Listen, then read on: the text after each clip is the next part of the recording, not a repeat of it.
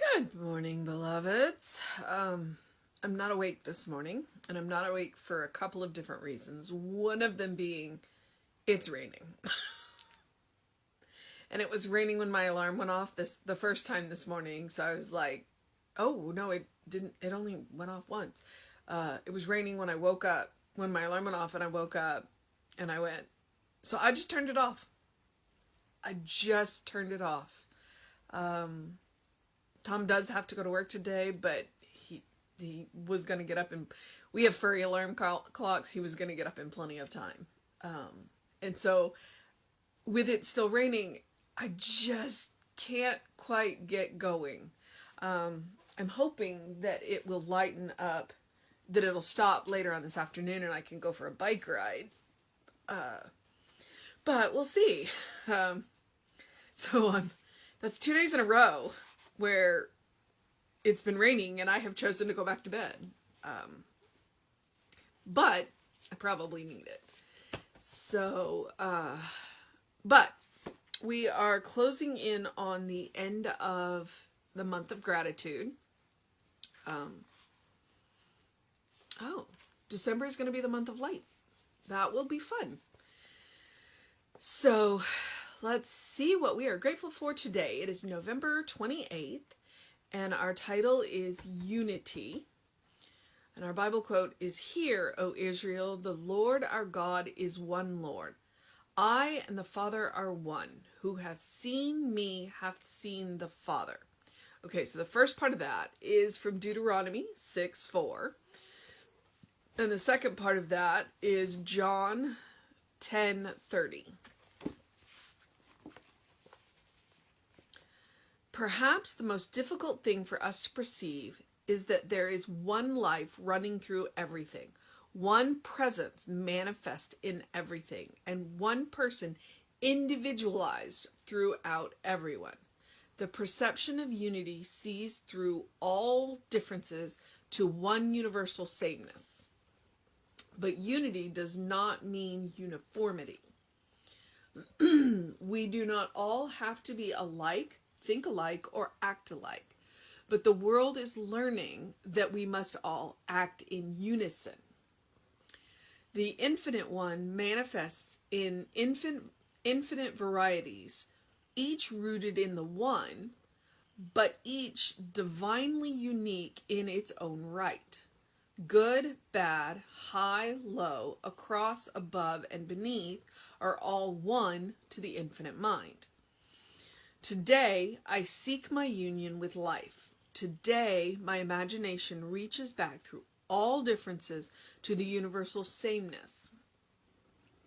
Today, I know that I am in God. God is in me. We are one.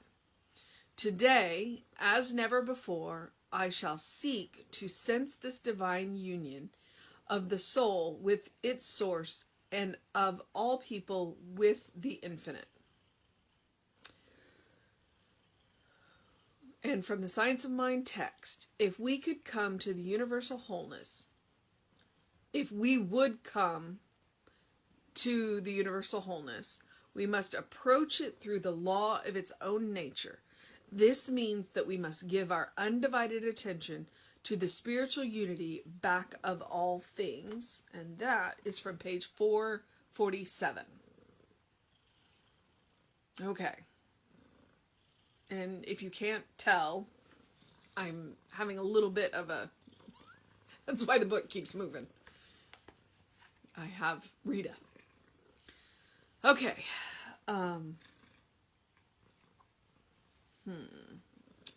Unity. I have lots of thoughts, but none of them are coherent. So, Deuteronomy is in one of the first 5 books. I would encourage you to go look up Deuteronomy 6:4 and see what the context is of "Hear, O Israel, the Lord our God is one Lord." Just to see what else they're talking about in that quote. And then the rest of it, I and my Father are one. Who hath seen me hath seen the Father, is from John 10:30. And that one's pretty clear. And that one is one of the ones where we can get in a lot of trouble. Because that's one of those quotes where everybody points to and says, see, Jesus is an exception. Jesus is the child of God. Not a child of God, but the child of God, meaning that God only had one. And that's not true. Jesus himself would tell you that we are all children of God. And because if we separate Jesus out as the child of God, then we feel lesser. We feel like we couldn't possibly live up to Jesus. Which the truth is that we all have that potential. We already come with that software installed.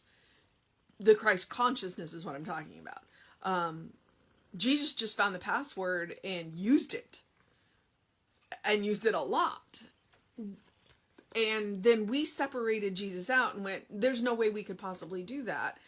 When the truth is, that's what he came here to teach us. He came here to give us that password of love. To execute, I'm using computer language here, to execute that software, to open up that Christ consciousness within ourselves so that we could practice it. And the more we practiced that software, it would become our default software. We would use the Christ consciousness first. Because that's the one that comes pre-installed. It's like the Christ consciousness comes pre-installed, and then all the other nonsense is what society and culture and religion teaches us as other software. It's not the first software. It's not the default software. It's just what has overlaid it. But that Christ consciousness is still there. And we have the password. And it's an easy password. Love is an easy password. That is our default setting. So, yeah. So when we hear that I and the Father are one, who hath seen me hath seen the Father, what we want to do is look at that and say, okay, well, if I'm going to think like Jesus, then I and the Father, I and the Spirit are one. Who hath seen me hath seen Spirit. But that also means that if I've seen you, I've seen Spirit. So it's on me to take that quote and look at that quote and say, okay, that means that anytime I look in any being's eyes, including this little orange monster in my lap, then that's Spirit looking back at me. When I look in the mirror, that's Spirit looking back at me. Okay, so perhaps the most difficult thing for us to perceive is that there is one life running through everything, one presence manifest in everything, and one person individualized through everyone.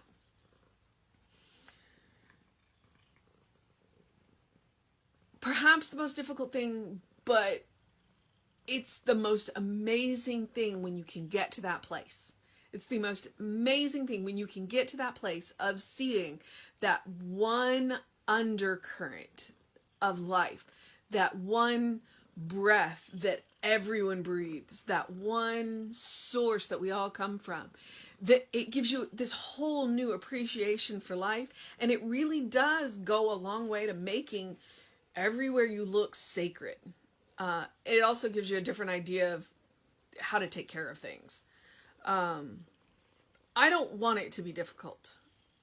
So I'm going to strike that. Perhaps one of the most difficult things. No, I think the only reason it's difficult is because we've been taught different.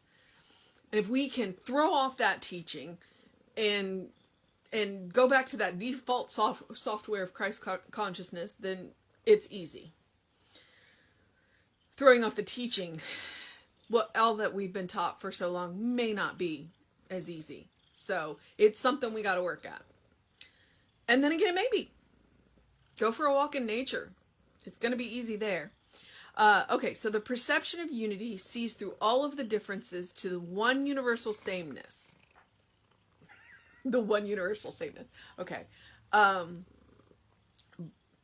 that's a big ask. That's a big ask to throw off the us against them, the other. There's been a lot of that lately. When we other people, then we set them aside from us and we say, you're not like me. And on the surface, maybe they're not, but underneath they still are. Unity does not mean uniformity. And that's one of the biggest things is that science of mind does get accused of that. It's like, oh, well, we're all, no.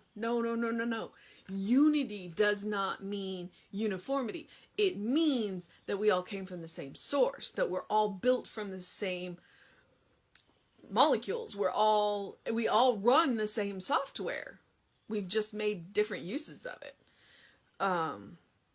We do not have to be alike, think alike, or act alike. And that's one of the things that Ernest loved. Ernest celebrated the differences. He loved the fact that we had different ideas and we went about things differently and that we looked differently and we did things different. He loved all that. He was like, yes, let's celebrate the differences. Which is one of the reasons why we didn't have some of the rules that a lot of religions start out with. There were never any rules about women. There were never any rules about skin color. There were never any rules about sexual orientation. We never had to get rid of any of that because Ernest was like, nope, we all came from the same source. We are more alike than we are different. And these surface differences do not take away from. I'm not going to say that they don't matter because they do matter. They're wonderful in their own way. So they do matter, but they don't take away from the fact that we are all children of the same spirit. Okay, but that the world is learning that we must all act in unison. We must all, what does that mean? All act in unison. It means that at a base level that we care about life. We care about creation. We care about good. We must all act from that level. We must all act from love. All these words, and there it is. It's that one word, love. We must all act from love, because if we act from love, then we'll make better choices. The infinite one manifests in infinite variations, each rooted in the one, but each divinely unique. That's an amazing word. Divinely unique. You are divinely unique to make this world a more interesting place. But each divinely unique in its own right. And then he says, good, bad, high, low, across, above, and beneath. All are one to the infinite mind. And that's where Reverend Jesse talks about the continuum. It's like, good and bad are not two separate things. They're a continuum. And somewhere in the middle is where we want to meet. Same with high and low, and what was the other word he used? High and low, across, above, and below. They're continuums. They're on parallels. So somewhere in there we'll find a medium. Because the infinite mind can't get outside of itself and judge. So there is no judgment in spirit, because spirit is all there is. It can't get outside of itself to judge. And the reason that we are capable of judgment is because we participate in the illusion of separation. To some degree, participating in the separation of illusion is necessary for us to move through the material world, or the mortal coil, as Shakespeare likes to say. To some degree, we do participate in that, and we should, but we don't want to participate too much, because if we get a little too caught up in that separation, then we think that we're separated from our source, and that's where we create our own problems. Today, I seek my union with life. Today, my imagination reaches back through all of the differences to the universal sameness. that universal sameness of source, that universal sameness of love, that universal sameness of creation, that universal sameness of good, that universal sameness of spirit. Today, I know that I am in God, God is in me, and we are one. Okay, and this last line I didn't do so well the first time through, so I'm going to try again. Today, as never before, I shall seek to sense this divine union of the soul with its source and of all people with the infinite. So, by the way, that's the mission today. I'll come back to that in just a minute. Gabby has come in to yell at us. From the Science of Mind textbook, if we would come to the universal wholeness, we must approach it through the law of its own nature. This means that we must give our undivided attention to the spiritual unity back of all things. So we have to be willing to look through the differences to find that common ground. They taught us that on the playground. We have to be willing to look through all of the differences to find our common ground. And our common ground is spirit. Our common ground is source. Our common ground is love. So if we're going to find that universal wholeness, we're going to have to go back to the lesson on the playground. All right. So our mission, should we choose to accept it today, is to seek the sense of the divine union as never before of the soul with its source and of all people with the infinite.